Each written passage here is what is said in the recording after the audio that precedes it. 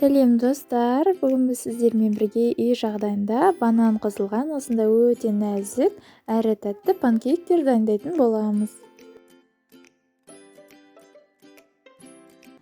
Ол үшін ең бірінші жұмыртқа мен қантты біркелкі етіп араластырып аламыз.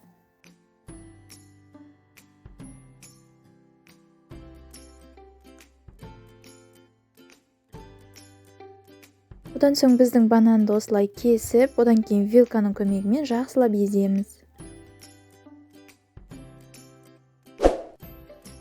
Жұмыртқаның үстіне бананды, сүтті және де сұйық майды қосып, тағы да біркелкі болғанша араластырамыз.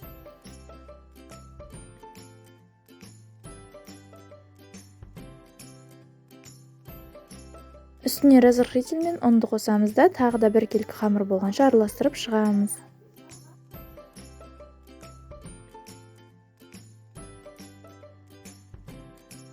Біздің қамырымыз осындай біркелкі, бірақ сұйық болуы қажет.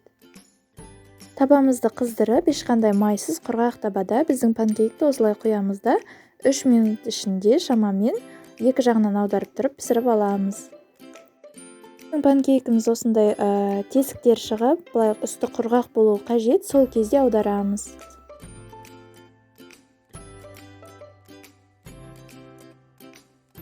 Біздің банан қосылған осындай өте нәзік әрі тәтті панкейктер дайын, өте ерекше болып шығады.